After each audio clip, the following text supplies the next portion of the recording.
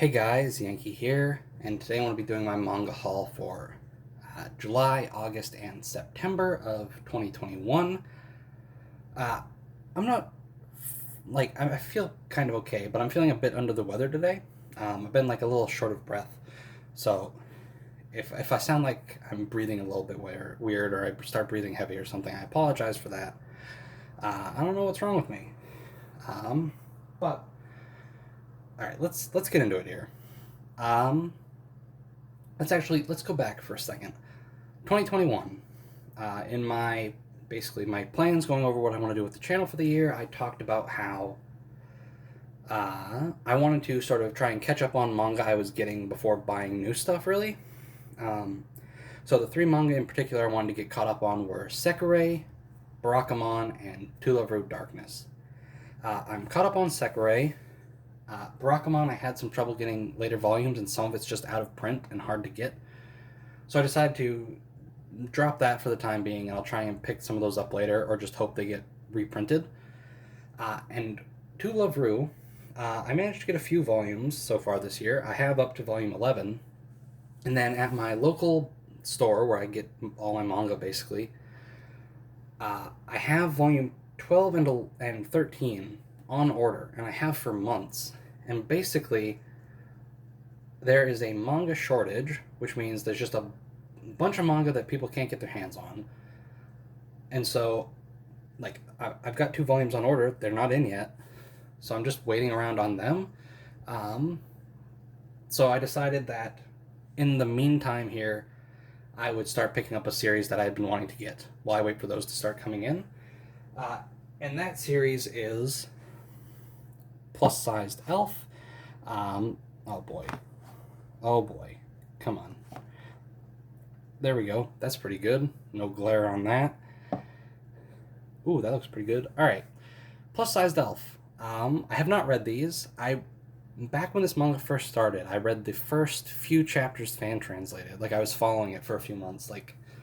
I flipped through volume 1. I didn't even finish volume 1 when I was reading the fan translations. I read like 4 or 5 chapters. And I enjoyed it. It was fun, and it's been something I've been meaning to get around to picking up. I just haven't, so I used this opportunity to pick them up. They were in stock at my store that I go to, so I didn't have to worry about them not being able to get them through order. So I just went, picked these up. For anyone that hasn't read it, it's basically fantasy races end up on Earth and start gaining weight, and it's sort of like it feels like a lot of manga now, or maybe not a lot, but there's a lot of manga like this where you have a premise, and basically each chapter is sort of like advice or tips on how to fix it or combat it. So, like in this one, it's about gaining weight and things you can do to like help that, like exercises. So we've got the main character, or the main girl here. What I believe they translated in this is Elfda, Elfda. She comes to Earth, starts eating fast food, gets a little fat in the belly, and so they start doing exercise, like tell you some exercises to help combat that. And that's at least the chapters that I remember reading were. I don't know how long they can keep that up though. Like that seems like just an excuse because the artist likes drawing chubby girls, which is fine. Like, I don't mind that. But I don't know how long the exercise advice is going to last, because this series is 7 volumes right now, and I don't know if they can keep that up for that long. So there's that. That's a new series I picked up. Next manga is one I've been picking up for a long time now. This is the series that basically got me into buying manga regularly. That's d-frag. This is volume 15, and of course Roka's face is all glared out. Let me try and... My lighting is terrible. Please forgive me. That's a little better. Yeah, this is just a silly, over-the-top comedy series. I have not read this volume.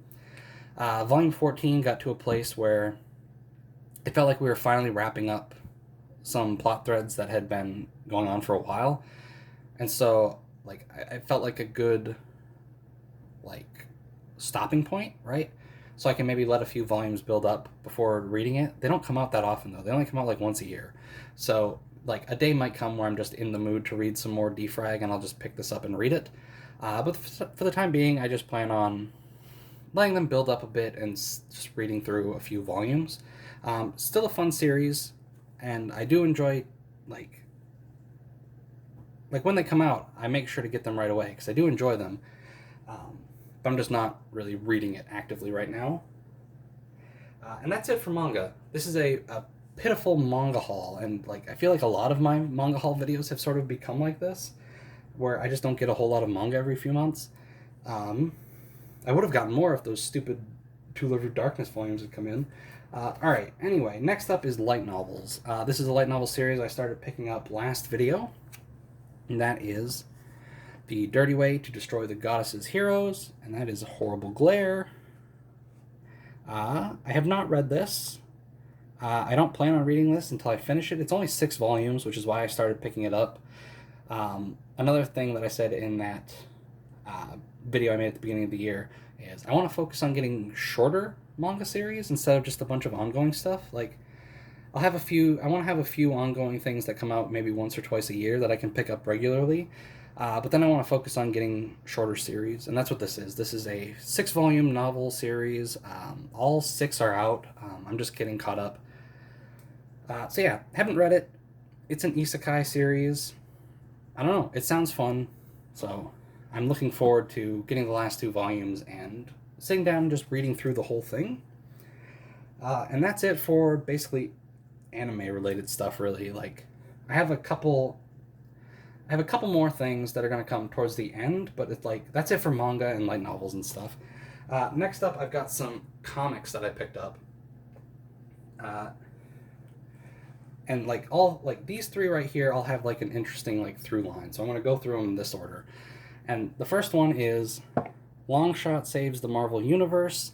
This is written by Christopher Hastings, who I know from Unbelievable Gwenpool, which was a comic I really enjoyed and wish I had really read all of it before the trades went out of print, because I'd like to own that, but some of the trades are hard to get.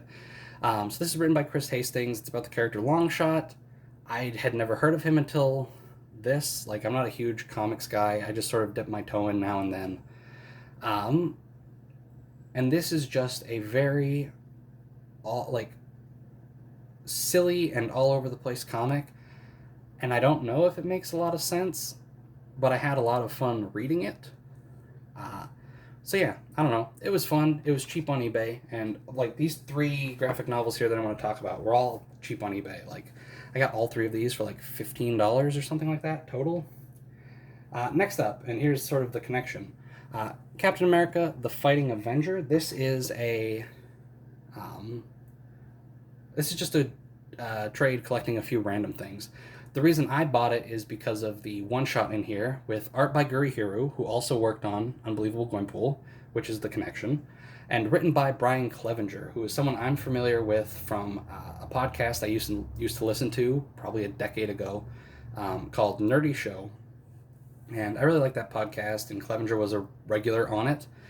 And so when this one-shot came out, it came out right around the time that the first Captain America movie came out. Here is the Gurihiru cover. It came out around then, and I wanted to pick it up, just never got around to it. And then I found this trade on eBay for like $3, like no shipping. So it was a good deal. I picked it up. The other, there's 3 or 4 other sort of standalone issues put into this trade that are all from the Marvel Adventures line, which was an all-ages comic line that ran around the same time, like 2011-ish, which I haven't read any of. They were alright. Like, the art in... Hold on, let me try and get a good look here. Like, the art in this issue here is really good. I forget the name of that artist, but he also does some of the Scooby-Doo comics now. So yeah, I picked that up, $3. I like Captain America, especially from like the Marvel movies really made me like Captain America. And it's an artist I like and a writer I wanted to check out. So I picked that up. And now the final bit of our little through line here. Here's another comic written by Brian Clevenger. So we got sort of like little connections going all the way through here.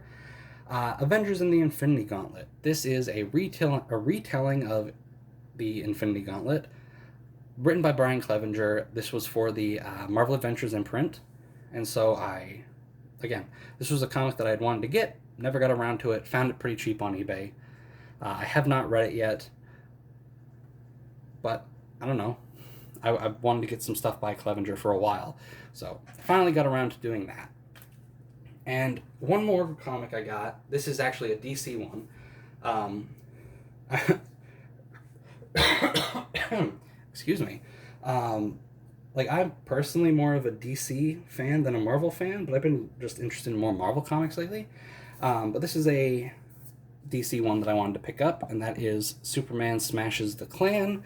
This is written by Gene Luen Yang and art by Gurihiro, so kind of connected to, like, not kind of connected. I've got two things with art by Gurihiro in this all. This is an adaptation of like a 1950s Superman radio drama about the KKK.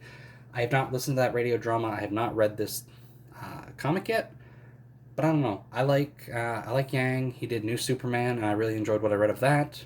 I really like Gurihiro's art. Let's see if I can find a good page. Like, they have a really cute art style. So I really like Gurihiro. And I wanted to pick this up. I will say that I hate this cover. Like, this is something DC has really been pushing as like a nice, like, young adult book, trying to get kids in. And so, like, I guess this is what young adult covers look like, and I just hate it, right? Like, this was a 3-issue series before it was collected here, and the covers that Gurihiro did for them were great.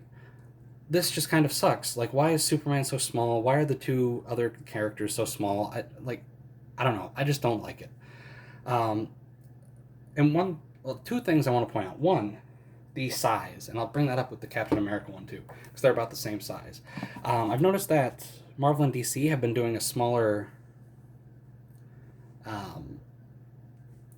like, what would it be called? Like, just paper size, right? These books are smaller than a regular comic book trade are. And I am all for that, because I don't like big books. I prefer, manga size, right? Like, this is very comfortable to read for me. And I would much prefer smaller books like that. I think these are even a little bit too big for me personally. But I think they're about the same size as, here, I got Brachmon 9 right here. They're not too much bigger than this. I think they're 6x9. So yes, about the same width, a little bit taller. But yeah, more comfortable to read in my opinion. I just prefer smaller books. And the last thing I want to talk about, which I don't know if I'll be able to get it to show up on camera very well. I don't know how to focus on my crappy camera. Here, let me try it. Nope. What if I... That's not going to work. Basically, what I'm trying to show you, which I'm failing spectacularly at, on the spine, they have a little image of Superman flying. You can kind of make that out. But whoever did the cover design didn't like the way he was flying, apparently. So in this image, we've got his, what would that be? That'd be his right hand. He's holding up his right hand to fly, like Superman flies, right? With one hand forward. But the original illustration, it was his left hand. And so whoever did the cover just flipped it. And so the S on his chest here, which you can't see, is just backwards. So I don't know. I thought that was kind of amusing. All right. And that's it for comics. Let's move on to this game. Let's get this out of the way. I don't have much to say about it. The place where I buy my manga, it's a local chain of stores. Used to be CD Shop. That sort of expanded as people stopped buying CDs, right? So they started doing games, and then they started doing manga, and then they started doing comics and stuff like that. And so I was there, and I found this for cheap, and that is Watch Dogs on PS3. I do not have a PS4. The Nintendo Switch is the only current console I have. So I still play my PS3 decently often, not a lot, but every once in a while when I want to sit down and play a game, I'll play it on my PS3 when I don't play something on my Switch. So this was cheap. It was like $5-ish. I played a few hours. It was okay. I don't know if I'll play more. I probably will at some point, but I don't know, nothing really to write home about. I don't really play a lot of Ubisoft games, and that's just sort of like an open world game. I don't know. It was okay. Uh, all right, let's get to the final two things here. The first one is the Digital Monster X1. Oh, how many years ago was it now? I think it was August 2019 when the Digital Monster version 20th finally came out here in America. I picked it up, I played with it, I had a lot of fun with it. It was my first really enjoyable virtual pet experience. I had bought a Digimon Mini a long time ago, but I couldn't evolve far enough because I had nobody to battle with. The Digital Monster version 20th added um, Digimon you can battle in the thing. So even if you have nobody to connect with, you can still evolve. And now the Digital Monster X is basically they took the shell and just put X antibody Digimon in. Uh, and yeah, I don't know, it's fun. It's a little different than the version 20th. The version 20th had a bunch of eggs that had the Digimon from the original V Pets in it. Like each egg had a different version of the original Digital Monster oh my goodness, virtual pet. There we go. Um, this one you get one egg, but they branch more, and there's more Digimon to get for that one egg than there was on the one like a singular egg in the version 20th. So I found it to be a lot more enjoyable. Like when I played with my version 20th, I just went through the 5 main eggs one time, and then I haven't touched it since. I did 4 runs on this, 2 of them without a guide, and then 2 of them with a guide, just to try and fill out basically the Pokedex equivalent on the device. And it was a lot of fun. Like, I don't know, I really enjoyed these Digimon V Pets, and there's already uh, listings leaked for the version, like the Digital Monster X2, which has more Digimon and it also has more Digimon that I am interested in. And that's got a tentative release date of like February. So I'm looking forward to that. Oh my goodness, I just saw a giant spider in my window. Um, it's huge. All right, that's okay. I gotta pay attention. Digital Monster X, it's fun. Uh, if you like V Pets, you probably already know about this and have played it. But it's really fun. I also really like the box. I don't know. I like these boxes that these come in. And now the final one. This was an impulse buy. I bought it because I saw it cheap on eBay. I had seen other ones listed there for, I don't know, like 40 to 50 bucks. This one here I found for under 20, no shipping, and that is the Digimon Universe Aptly Monsters Aptly Drive. This is the Appmon Digivice, basically. It's okay. Like, I messed around with it for a few minutes. I popped batteries into it, listened to the Appmon announcer's voice, which I really enjoy. And I don't know. This was, again, I bought this because I saw it cheap. I don't really plan on messing with this much. I think the Appmon chips themselves are kind of neat. I think as a Digivice, it's just kind of boring. Like, the whole Appmon show was based around phone apps, but then the Digivice you have basically doesn't, like, it's got a tiny little screen there on the bottom, like that little rectangle there at the bottom of the Apply Drive. That's the screen, and there's no like games really or anything to go with it, at least not that I saw. Like, Digivices in the past had like those weird pedometer things, so I just think, I don't know, everything about this Digivice was just sort of ill-conceived along with the concept, right?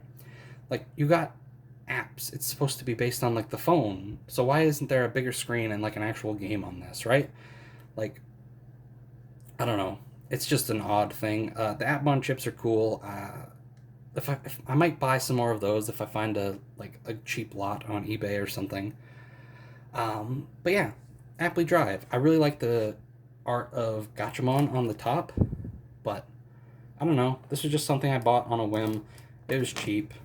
It got here quick. Like, I got an update saying it wouldn't be here until October.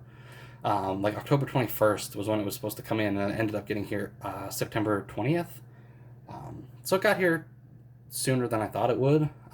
It's neat. I don't know. I've had it sort of just sitting on my desk for a little while, and I would like flick it around. Um, but yeah, I don't know. I don't really have much else to say about it. It's neat. Um, but yeah, that's everything I got. Not a lot of manga, a couple light novels, and then just like an assortment of odds and ends here and there. Um, so yeah, that's gonna do it. Thanks for watching. I'm gonna try and get some more manga for the next manga haul, but I'm not gonna make any promises. Um, anyway, that's gonna do it. Thanks for watching, and I'll see you guys next time.